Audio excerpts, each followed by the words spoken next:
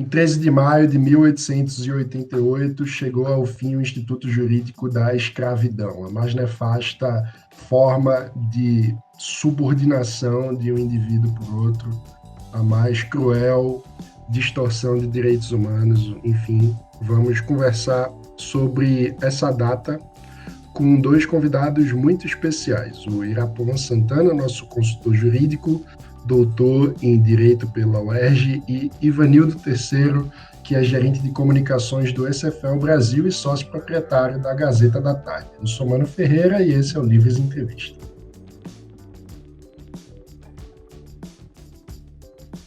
Irapuan e Ivanildo, antes de mais nada, muito obrigado por reservarem um tempinho para conversar com a gente. O Ivanildo, inclusive, se recuperando ainda de uma dengue, então, muito obrigado aí pelo esforço. E queria pedir para a gente começar respondendo se o 13 de maio é uma data a ser comemorada. Mano, eu acho que sim, é uma data que merece muito ser comemorada, é uma data que tem que ser celebrada, não só pelo que ela representa em relação ao fim da escravidão. Hoje a gente vê como uma nota de rodapé na história, como algo que aconteceu e não acontece mais, mas derrotar a escravidão não foi algo fácil, foi a instituição, assim, era uma instituição poderosa, era uma instituição que existia desde que a humanidade era humanidade, e a gente viveu num mundo em que, ao menos legalmente, não existe mais escravidão, em que a maior parte dos países não apenas baniu, mas repudia a escravidão, é realmente algo fantástico que a gente não consegue nem se dar conta. E eu acho que o 3 de maio também tem que ser celebrado pela forma como ele ocorreu.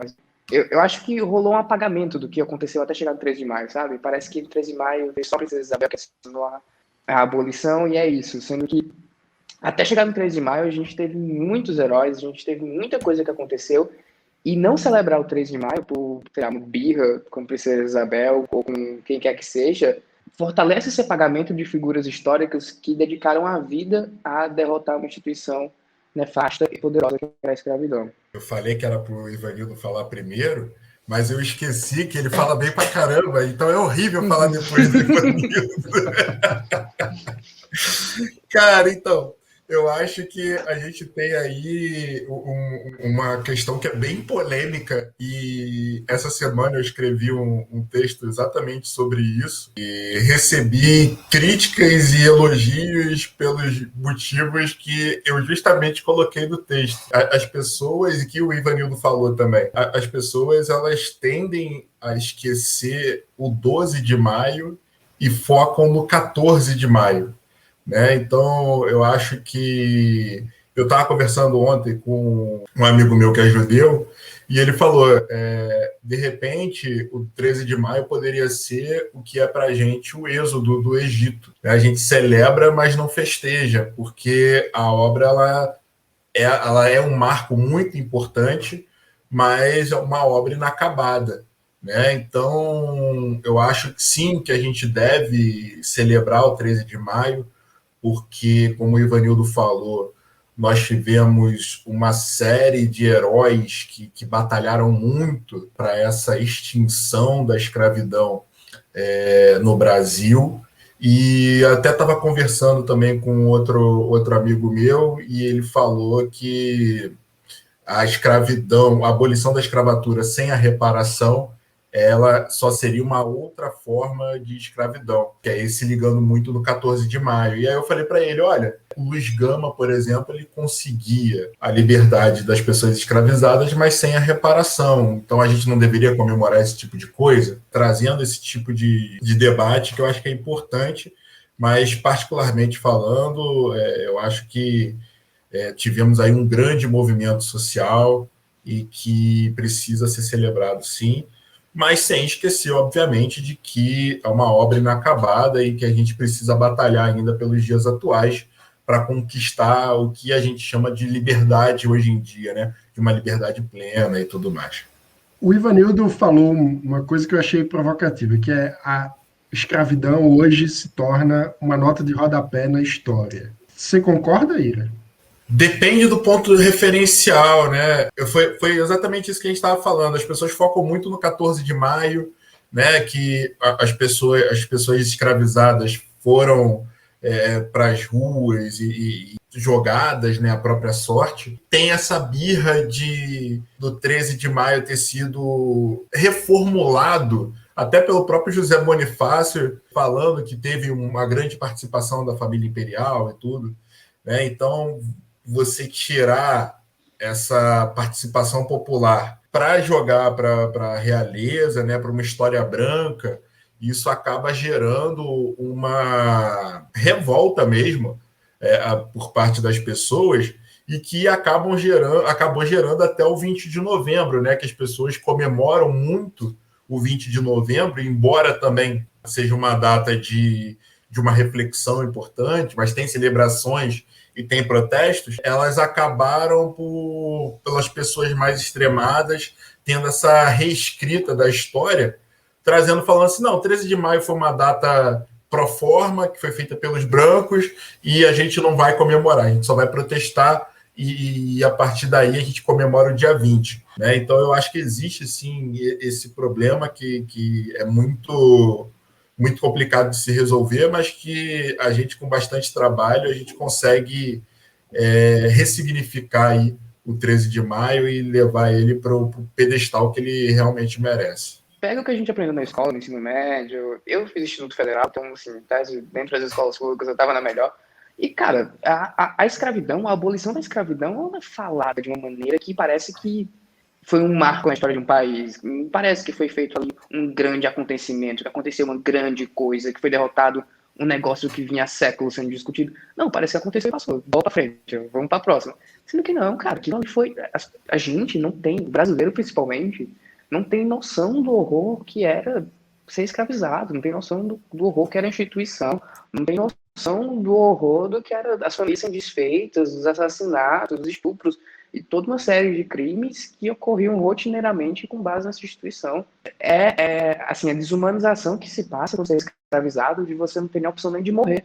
Porque você não pode simplesmente abandonar o seu trabalho. Alguém vai lá, vai te capturar, vai te torturar, ao ponto de que você permaneça vivo, mas bom o suficiente para continuar trabalhando, e te deixa avisado, ó, se você tentar fugir de novo, se você tentar morrer, eu não vou deixar você morrer. Eu quero que você fique vivo e trabalhando. Se nem essa escolha você tem. E isso não é... Eu não acho que isso seja discutido assim profundamente aqui no Brasil. Eu não acho que a gente realmente, enquanto país, tenha noção do horror que foi a escravidão no Brasil. E quanto tempo ela durou? Nabucco dizia que é uma cicatriz que fossilizou na alma brasileira o molde da escravidão, e que mais difícil do que acabar com o instituto jurídico da escravidão seria acabar com a obra da escravidão, né? O quanto vocês acham que a obra da escravidão é definidora da sociedade brasileira hoje? Eu acho que a gente vê nos dias atuais essa dimensão do racismo enquanto fator de vulnerabilidade, né? Nós temos que o negro, ele passou por quase 350 anos de escravização, ele sendo considerado um objeto, né? Ele estava abaixo de um animal de estimação, e quando ele era bem tratado, ele era como se fosse um animal de estimação. E foi a partir do século XIX, com toda uma campanha abolicionista, que houve essa mudança, né, de concepção de que, na verdade, ele era um indivíduo, que ele sentia e que ele era uma vítima, né, de todo um regime. Esse caráter de desumanização, ele perdura pelos dias atuais. Eu acho que é uma coisa até, infelizmente, lógica, porque você passa 350 anos falando que é uma coisa, não vão ser 130 anos que vão mudar isso, né? Seria de uma hora para outra. Então é todo um processo histórico que realmente acontece. E, infelizmente, a gente vê que, na verdade, hoje em dia somos considerados pessoas, mas não dentro de uma mesma categoria, né? Nós temos uma categoria abaixo, considerada pelas pessoas racistas, em que isso acaba nos negando o básico. E, para isso, a gente vê a diferença de atuação da polícia né, no combate à milícia, no combate ao tráfico de drogas. Enfim, você entra na favela atirando para tudo quanto é lado, a pessoa não tem direito a um processo penal, né? A polícia funciona como um órgão de investigação, como um órgão de acusação, um órgão julgador e como um órgão executor. Quando existe, de outro lado, né, a milícia, aquela coisa toda, funciona tão somente como órgão de investigação. E nós sabemos, né, que esse tipo de coisa, ele vem justamente desse inconsciente coletivo que trata a população negra como subcategoria humana. E, além disso, né, uma coisa que eu costumo dizer, de que a gente não tem a liberdade plena. Basicamente, quem é negro e quem é pobre, e quem é negro e pobre, tem que primeiro martelar e fazer com que a porta abra, mas não tem uma escolha de fazer o que quer, né? Ou que tem vontade, ou de desenvolver as suas potencialidades. A vida vai mostrando o caminho e a gente tem que ir aceitando. Que tipo de liberdade é essa, né? De desenvolvimento de potencialidades são essas que a gente diz que é preciso ter, né? E que não é dada para a maioria da população brasileira. Então, a gente não goza ainda da liberdade plena que muitas pessoas têm.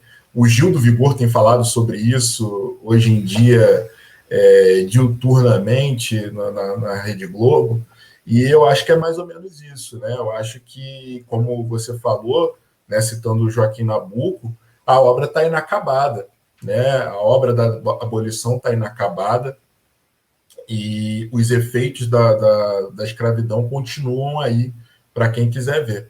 Eu vou aproveitar esse gancho do Ira, porque eu acho que a coisa mais definidora, assim, no pós-escravidão, no que o Nabucco chamou de obra da escravidão, que era para lidar, é de que a escravidão, pelo tempo que ela durou no Brasil, pela forma como ela foi estruturada, ela acabou definindo o nosso país como um país que odeia a ascensão social.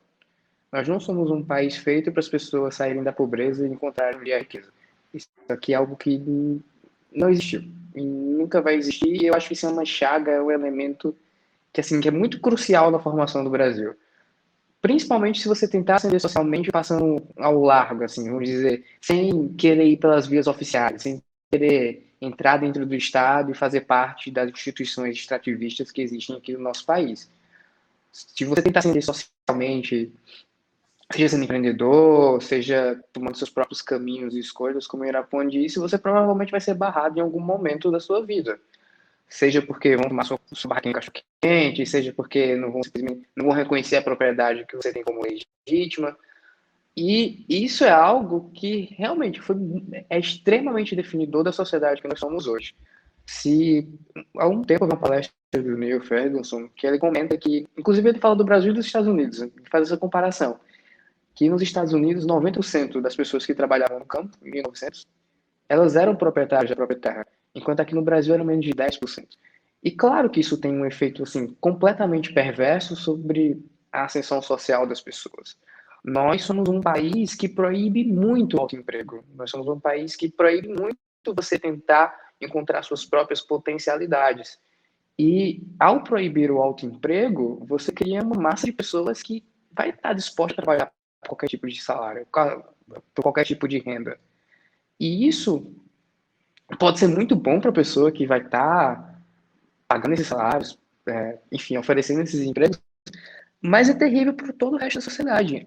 E eu acho que essa é uma marca muito definidora de como nós nos organizamos socialmente, que foi deixada pela escravidão. Como sociedade, nós nos acostumamos com a ideia de que algumas poucas pessoas vão oferecer empregos e cabe ao resto da sociedade entrar dentro dessa lógica e receber alguma coisa e tentar crescer ali por dentro. Sendo que as sociedades capitalistas, as sociedades de livre mercado, as sociedades liberais, não existe isso. O que existe é disrupção, é cada um fazer o seu, você tentando crescer multiplicando o que você faz.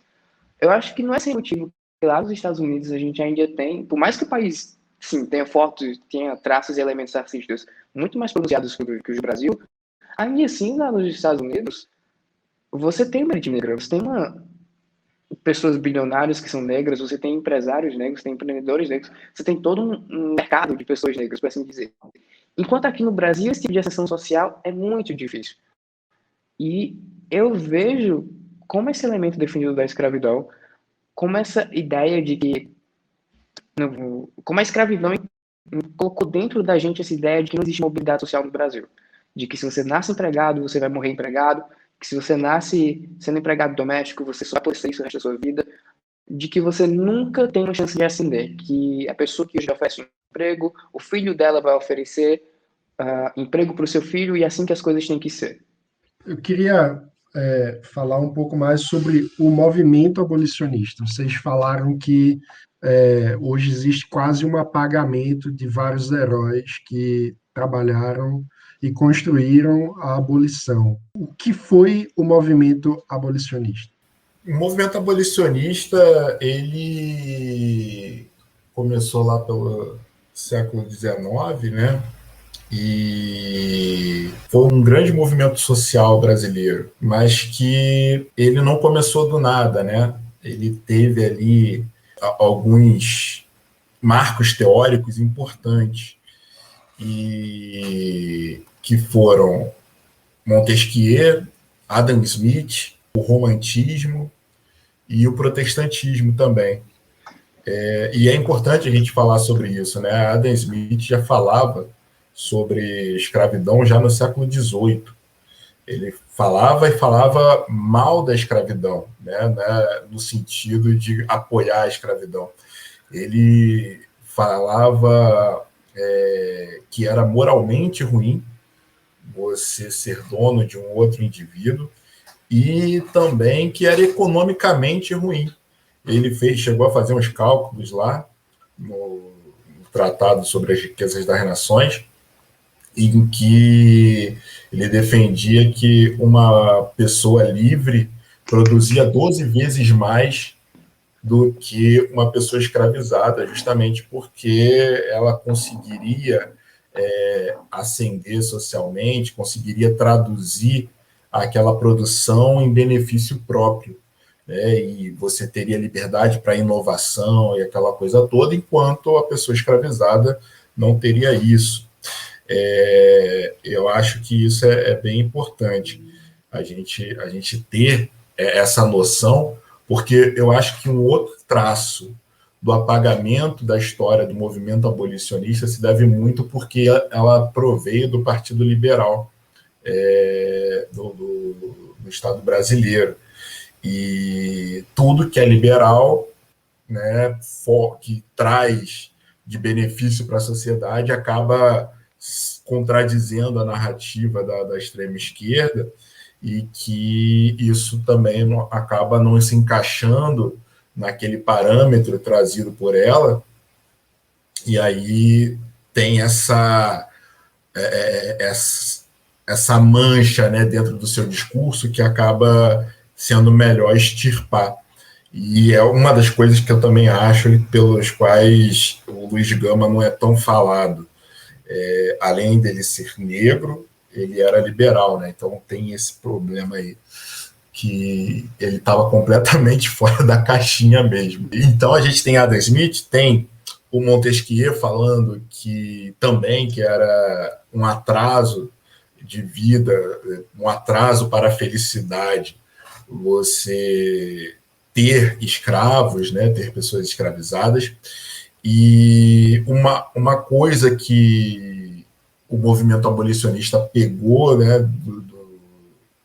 dos Estados Unidos e outros lugares, foi de tentar trazer para a população, tentar popularizar, né, esse discurso. Só que tem que existir um problema muito sério, que era você não poderia ficar produzindo escritos, estudos e tudo mais, porque a maioria da população, a grande maioria da população na época, era analfabeta, né? Então você tinha 15% de pessoas alfabetizadas no Brasil na época. E aí eles começaram a pensar como vamos fazer esse tipo de coisa.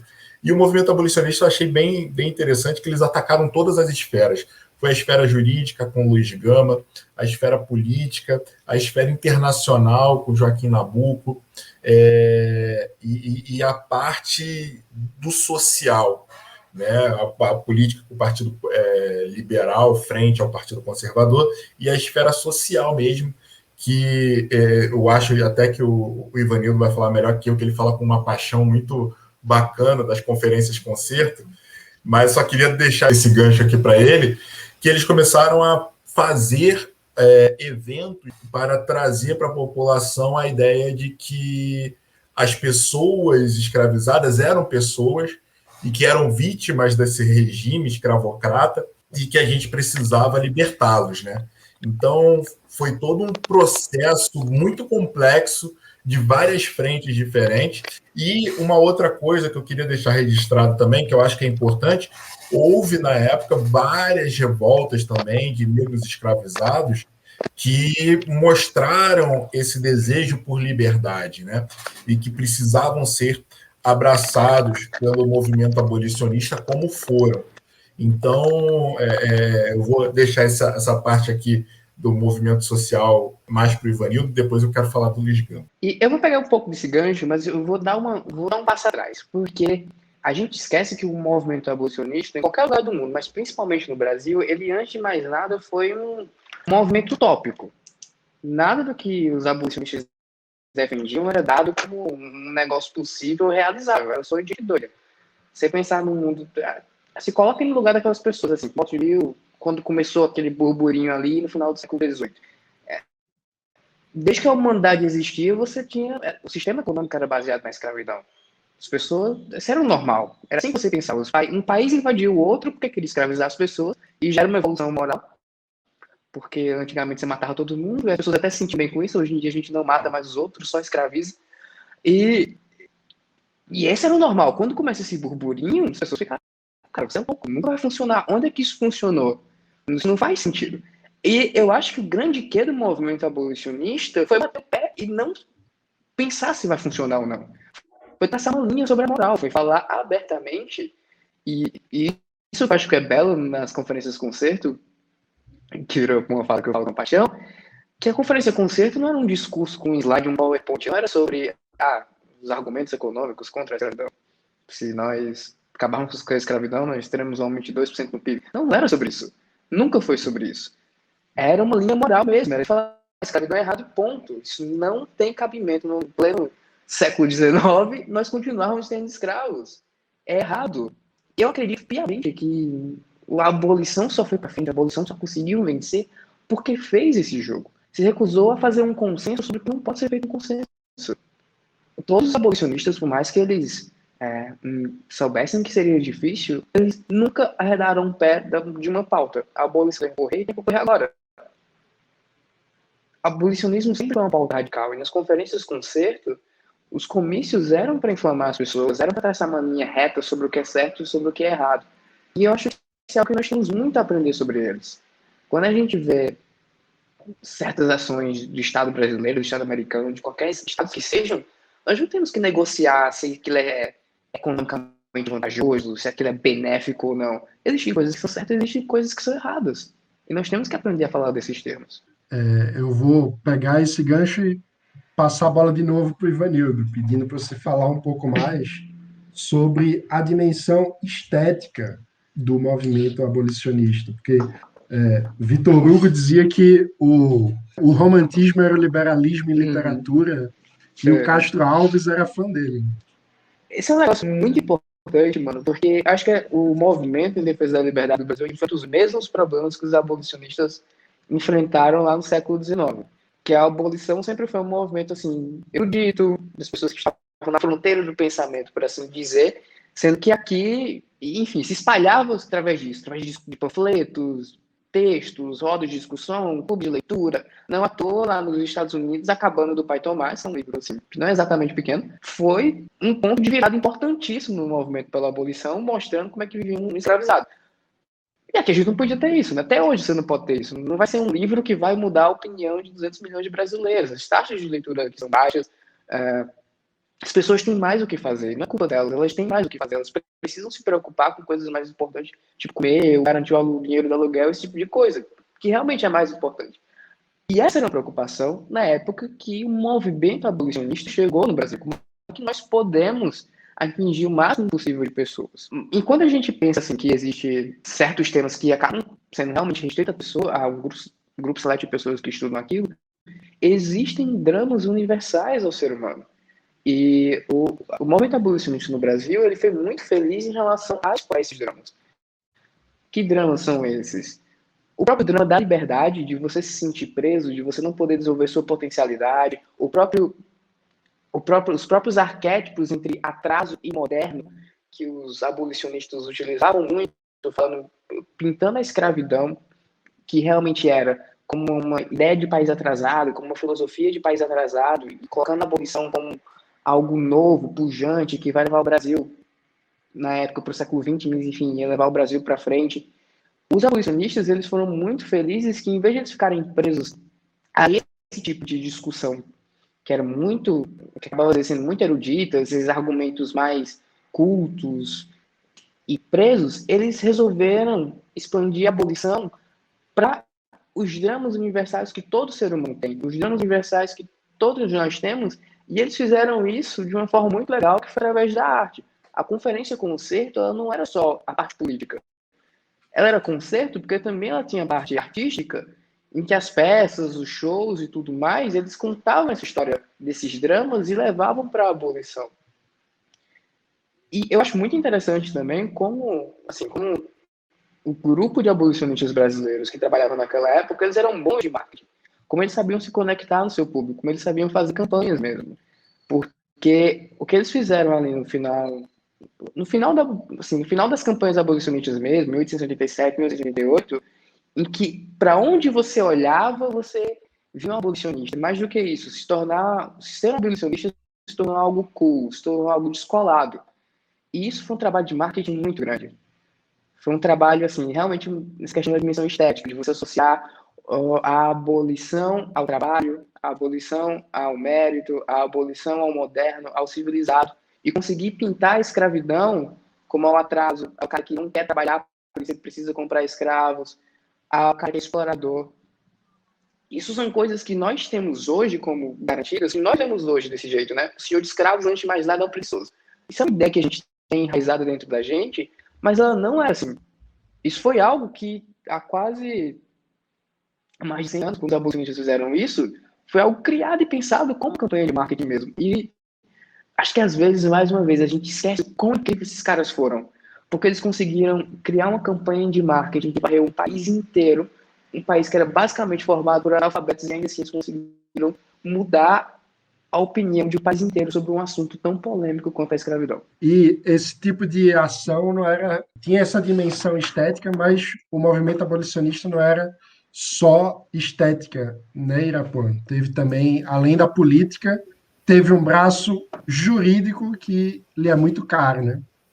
Nossa, nem me fala, cara. O Luiz Gama, para mim, é o melhor de todos. O que eu acho muito legal do Luiz Gama é porque dizem que ele chegou a libertar mais de 1.000 pessoas escravizadas. Eu já vi alguns lugares falando 500 e já vi alguns lugares falando 1.000, então eu vou com 1.000. É igual quando a gente se pesa 2 vezes na balança, a gente fica com a menor, né? Então, no caso do Luiz Gama, a gente fica com o maior número. Mas, brincadeiras à parte, essa semana surgiu uma notícia interessantíssima de que ele libertou de uma vez só 217 pessoas escravizadas logo no início da carreira dele de advogado. Aparentemente, ele tinha duas formas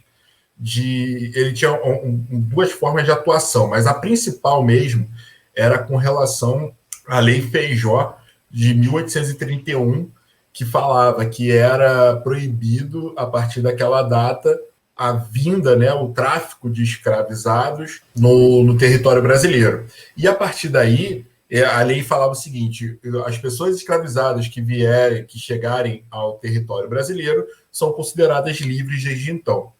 Só que tem que isso continuou até 1850, com milhares de outras pessoas escravizadas chegando no país. E aí o que o Luiz Gama fazia? Ele pegava uma pessoa que estava escravizada, que tinha uma prova de que ela tinha chegado depois de 1831 no Brasil, e entrava com o que a gente considera hoje que seria o habeas corpus.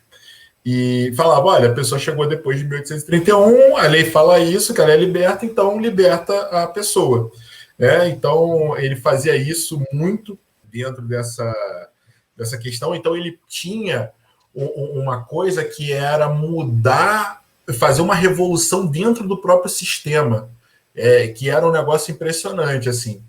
E uma outra coisa que eu acho que foi sensacional, que foi esse caso agora que surgiu, né, das 217 pessoas escravizadas, foi o seguinte: era um comendador em Santos que, no final da vida, ele fez um testamento falando que, após a morte dele, ele liberaria as 217 pessoas. O processo foi do inventário, começou aquela coisa toda.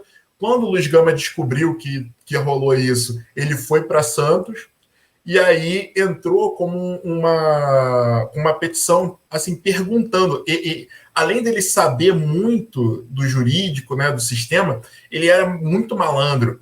Então ele chegou e falou assim com o juiz: eu queria saber como é que estão essas 217 pessoas aqui escravizadas. Já foram libertas?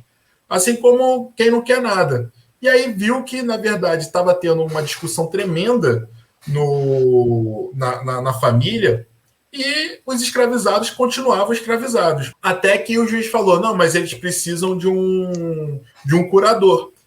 E teve outra confusão tremenda. O Luiz Gama virou o curador dessas pessoas escravizadas, e o juiz, no primeiro momento, negou a questão, e aí chegou até o Supremo Tribunal Federal da época. E o Luiz Gama, ele não pôde atuar no processo, porque ele era de São Paulo, só que ele fez a sustentação oral, ele escreveu a sustentação oral para um amigo dele fazer lá no Rio de Janeiro. E o Supremo Tribunal Federal lá da época falou que em 12 anos todos estariam libertos. O Luiz Gama ficou revoltado, porque ele queria que fossem libertos ali naquele exato momento, mas assim, foi uma vitória estrondosa, porque nunca antes na história do país havia uma libertação tamanha daquele jeito, né? Então, assim, ele tinha toda essa questão, e ele ainda era jornalista, então ele enfrentava as pessoas e os juízes dentro dos jornais. Enfim, a história do Luiz Gama é sensacional, mas ele tinha essa questão que eu acho que é muito importante, que ele pegava o sistema e colocava a favor dele, né? Então, e da causa, o que era realmente impressionante, levando em consideração que ele só se alfabetizou com 17 anos e só deixou de ser uma pessoa escravizada com 18, né? Bem, a gente está chegando na reta final e eu queria que vocês trouxessem a visão de vocês sobre qual deve ser o legado. Eu acho que são duas perguntas. A primeira é quais as principais lições do movimento abolicionista que a luta por liberdade precisa incorporar hoje? E a segunda é como recuperar o legado e a celebração do trabalho dos abolicionistas. Qual o desafio disso? E aí eu acho que tem duas dimensões, no movimento negro e no movimento liberal. Boas perguntas, Mano Ferreira. Já está apto a ser jornalista. Eu acho que primeiro nós temos que reconhecer o quão grandioso os abolicionistas brasileiros conseguiram fazer. Porque eles partiram de um cenário com muito mais dificuldade do que qualquer outro movimento que eu conheço. Nos Estados Unidos, o movimento abolicionista tinha apoio da igreja, tinha apoio das pessoas literatas, tinha apoio assim, de uma classe artística e intelectual. E aqui no Brasil era tudo o contrário. A igreja apoiava a escravidão, os principais autores romancistas brasileiros também apoiavam a escravidão. O próprio José de Alencar ficou famoso porque defendia a escravidão. E os caras estavam praticamente sozinhos. As pessoas também sabiam ler, eles tiveram que inventar quase tudo assim, pegar tudo que eles tinham aprendido de fora, tiveram que inventar aqui no Brasil, fazer aquela mistura de chiclete com banana, e para poder conseguir fazer algo brasileiro que funcionasse para os brasileiros e conseguisse chegar em algum lugar. E isso não foi fácil, não à toa demorou tanto, e não à toa foi tão, assim, violento em certo aspecto. E no final estava violento mesmo, o negócio estava indo para bala porque as pessoas já não estavam cansadas disso. Mas você sair de um movimento em que as pessoas, você sai de um país em que as pessoas enxergavam ter escravos como o maior símbolo de ação social. O cara era escravizado, conseguia a família dele. A primeira coisa que ele fazia quando juntava um dinheiro era comprar outro escravo, porque essa era a ideia de ação social que a gente tinha no país. Sair desse país para um país em que as pessoas estavam dispostas a entrar em guerra civil para libertar todos os escravos, é um trabalho de convencimento bizarro, que aconteceu em uma geração. A gente não conseguir parar e reconhecer isso, seja do movimento negro, seja do movimento liberal, seja de esquerda, seja de direita, eu acho que aí existe uma aula de movimento social mesmo. Acho que qualquer pessoa que tem interesse em mudar um país deveria olhar para esses exemplos, para essas pessoas, muitas delas não tinham nenhum tipo de educação formal. O Luiz Gama entrava de enxerido dentro da faculdade de Direito, ficava lá assistindo aula até alguém expulsar ele, depois ele ia para a biblioteca ficar escondido também, até alguém expulsar ele. O José Patrocínio também é só um cara que era muito afim de fazer alguma coisa. Enfim, pessoas que não tinham educação, que não tinham instrução formal, pessoas que saíram das camadas mais populares da população, pessoas que não tinham nada além da própria vontade e um desejo de mudar o país. Essas pessoas fizeram muita coisa. E acho que a gente, se liberal, de esquerda, direita, movimento negro, não importa. A gente só deveria baixar a cabeça e tentar aprender um pouco assim, com esses caras. Essa pergunta realmente é complicada. Então, eu acho que para a gente reconhecer, e aí pegando o gancho do Ivanildo, para a gente reconhecer, a gente precisa disputar o debate, sabe? A gente precisa efetivamente participar do debate público e fazer isso que o Livres vem tentando fazer, isso que eu venho tentando fazer também lá no Globo, que é mostrar uma outra faceta do movimento liberal. Hoje a gente tem visto no debate público, por exemplo, também no Twitter e tal, as pessoas falando, o Gil não é, o Gil do Vigor não é liberal, porque ele está falando de igualdade de chances, né, igualdade de acesso, aquela coisa toda. E a gente precisa desmistificar o que é o liberalismo, mostrar que o liberalismo historicamente pautou essa questão da questão da escravidão e de outras partes, e retomar mesmo essa preocupação, porque eu entendo que muito do que a gente vem passando hoje em dia é fruto dos nossos próprios problemas, né, das nossas próprias atitudes de ter deixado de lado essas pautas.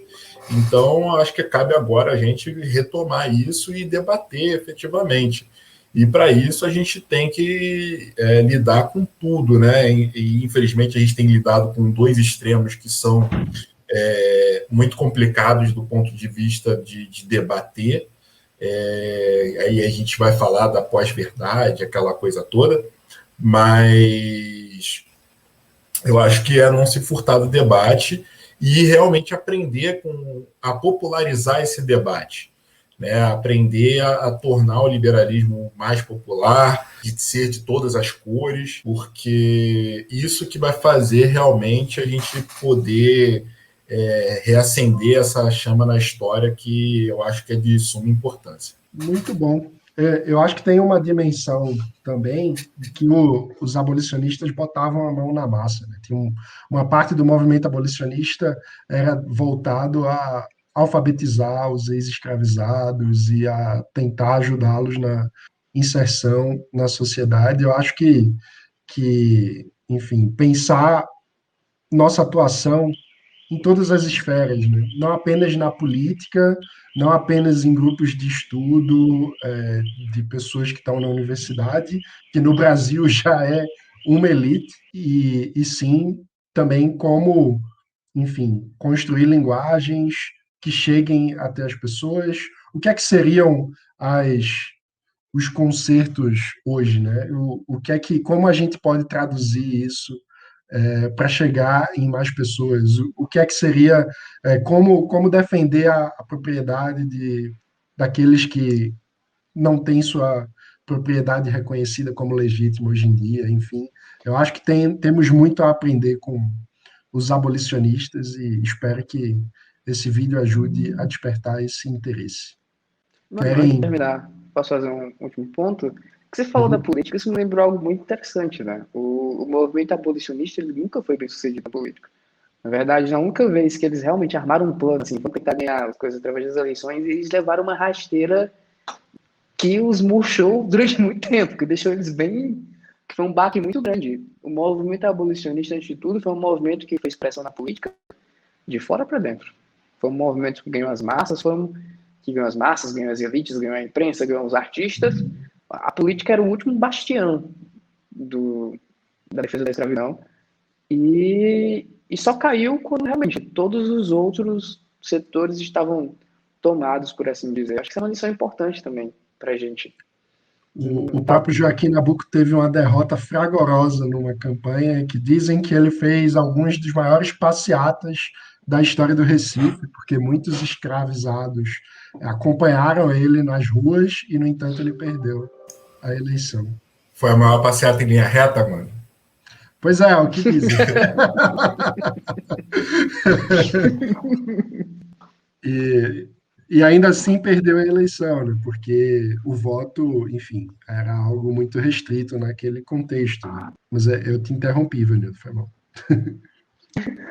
Sem problema. Mas acho que isso é outra lição importante que a gente nunca pode deixar de esquecer. A política, os políticos, eles reagem a incentivos, não o contrário. O Milton Friedman falava muito que nós temos que nos preocupar em levar as ideias certas, nas pessoas certas para o poder. E isso é bem real. O político, no geral, o Arthur Lira, ele está em todos os governos há 20 anos, e a classe política, no geral, ela sempre vai estar em todos os governos, porque o lance deles é ser governo. Eles são bons nisso, a vantagem comparativa deles. E eles vão votar no que as pessoas querem. Se hoje o brasileiro médio realmente quer privilégio, quer um pouquinho, é isso que o cara vai defender, o cara vai votar. Nós primeiro temos que mudar o que os eleitores pensam para que os eleitos passem a pensar do jeito que nós imaginamos ser o mais correto. Muito bom. Ira, quer fazer alguma consideração final? Não, na verdade, só queria agradecer a oportunidade de aprender contigo, aprender com o Ivanildo, e de poder também expor um pouco do que eu venho aprendendo aí com o tempo. E também agradecer por esse papel que o Libras vem fazendo aí no debate público, na elaboração de produção, né, de conteúdo de qualidade, porque é uma coisa que não vai para o negacionismo, nem vai para a parte de reescrever a história, né? E eu acho que essa valorização ela é muito importante de todos os lados e também de trazer esse tipo de tema para o nosso debate, porque é uma coisa que a gente não vê muito. Então, só agradecer de poder participar desse momento aqui com vocês. Maravilha, a gente que agradece e aprende contigo, pô. E, por fim, eu acho que vale deixar a indicação do livro Flores, Votos e Balas, da Ângela Alonso, que é a principal referência sobre a história do movimento abolicionista e sua construção. Acho que Ivanildo e Irapuã vão concordar. Vocês querem indicar alguma outra leitura? Escravidão do Laurentino. Que tá, esse ano vai chegar o volume 2. Eu acho que em junho ou julho vai lançar também, então ficar de olho. O Ira roubou minha indicação. Mas eu queria deixar pontuado que o Irapuã realmente é um poço de humildade, mano. O cara tem coluna no Globo, já fez sustentação oral em Tribunal Superior, tá lá no Mitia de Brasília e fala que tá aprendendo comigo.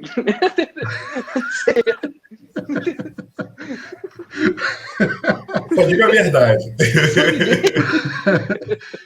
Autor de algumas das principais peças aí que estão gerando debate no Brasil. Eu só faço publicar no Twitter, o Irapuã tá lá fazendo coisas de verdade. Muito bom. Bem, É com esse clima que a gente vai chegando ao final desse Livros e Entrevista. A gente espera que esse trabalho de recuperar o legado do movimento abolicionista comece a render cada vez mais frutos. O IRA esse ano está cheio de palestra aí na Semana da Abolição. Anos atrás não era assim não, né, Ira? Já é sinal de alguma mudança. Muito por conta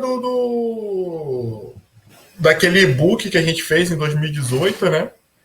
Em que eu fiz um trabalho de pesquisa, de análise das leis e tudo, e graças a Deus isso vem se espalhando também. Então é bem bacana.